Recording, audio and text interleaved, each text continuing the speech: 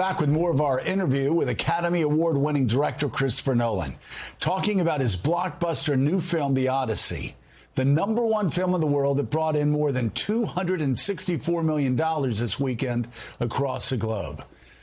Nolan explains why leading man Matt Damon called this the hardest film he's ever done, and we're going to dive into the technical challenges of filming every frame of this movie on the IMAX camera. Matt Damon said that this was the hardest film he's ever done. He said it was not only the hardest for me, I think I speak for everybody else here, it was the hardest film they'd ever done, but he also said it was a capstone of his career. What was it about? And he also said you were right there every step of the way.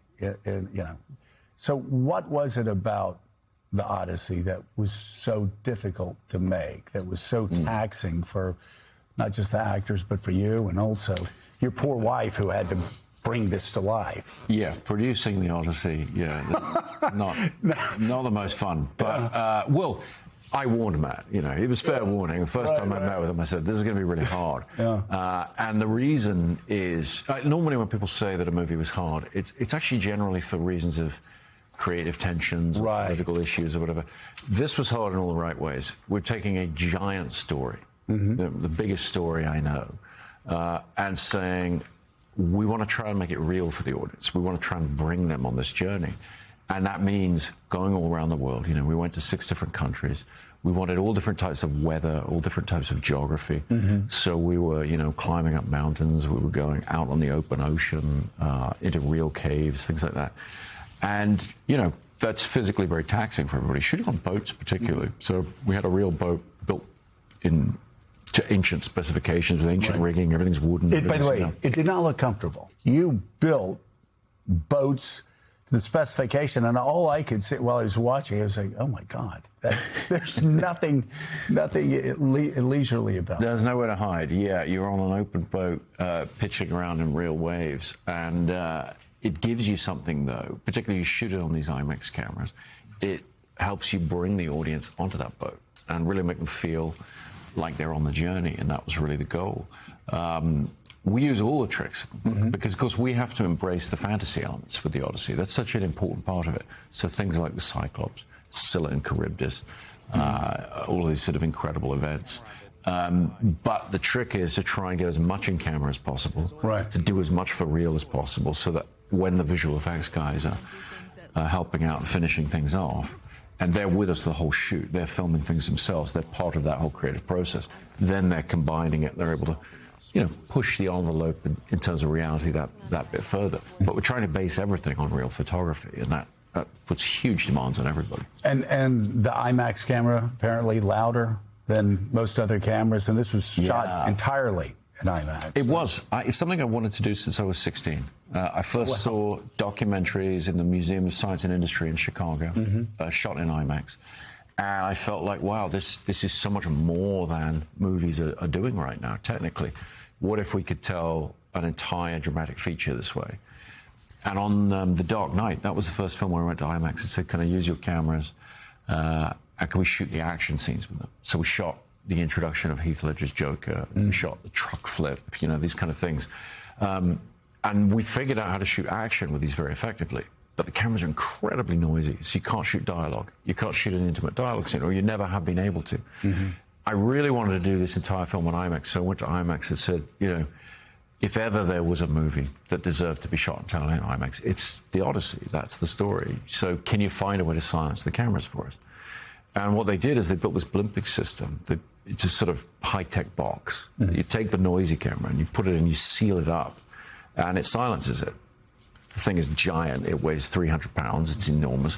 But you can act in front of it. You can record the actor's dialogue with the camera 6 inches from their nose. And so you can use the format to now be very intimate with the actors. Not just the huge landscapes and the action, but you're actually getting the intimate dramatic scenes on this incredibly sharp, clear, beautifully colored, originating format.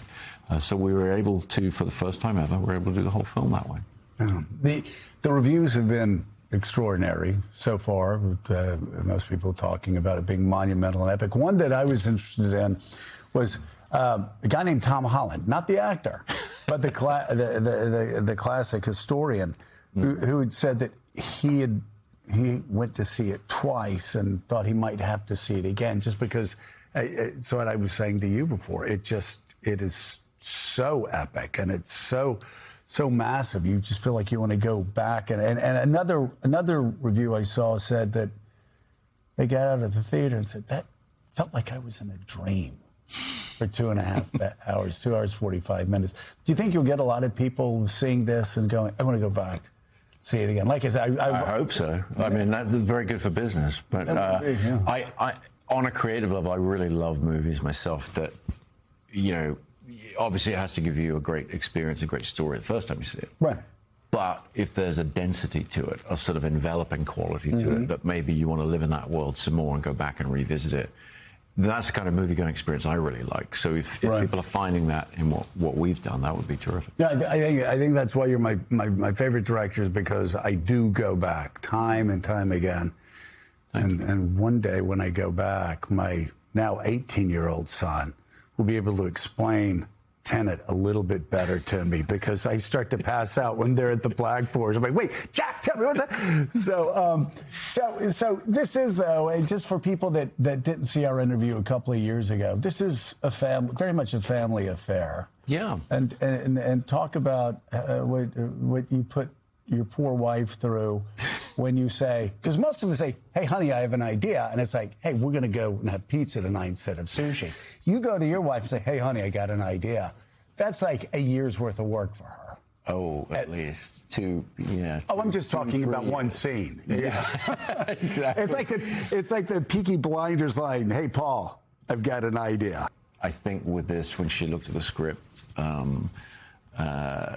it was really a thing of, this is not one movie, it's 7 or 8 movies sort of stuck together. And what she said that I thought was wonderful in terms of spirit and kept everybody kind of calm is like, it's 7 or 8 movies strapped together. We know how to do all those 7 or 8 movies. We've just never done them all at once before. And I thought it was a good way of approaching it. It's the old, you know, how do you eat an elephant, one bite at a time sort of approach to things. Great advice. It's great advice I give my children. Finally, and this is something that could have been said from the time the Odyssey was written. It seemed particularly timely to this age we're in, especially as we got near the end of it. And, you know, you're sitting there going, wait, why does he keep pushing away? Why is he not coming home? Why does he keep making things tougher for himself? And just when he finally got home and explained it, it does seem very appropriate to this time, very appropriate to this age, along with the fears of, you know, whether civilization holds up. Yeah. I mean, the great thing about Homer and the work, whether Homer is a he, she, it, they, I mean, there's, you don't know if it's a collective of people, no one really knows. It's one of the mysteries. But the work, the Odyssey, the Iliad, they've fascinated for 3,000 years, generation after generation, because there are elemental and relatable primal truths in that. And so as you start to adapt it, you just find things in there that move you and that speak to you in the modern era. And really the attempt of the adaptation is to try and bring that out as powerfully for people as possible. So it's great to hear that was something you felt in there. Yeah. All right, Christopher Nolan, thank you so much. It's always such a great honor to have you here. And The Odyssey is playing in theaters everywhere right now. Academy Award-winning director Christopher Nolan, thanks so much.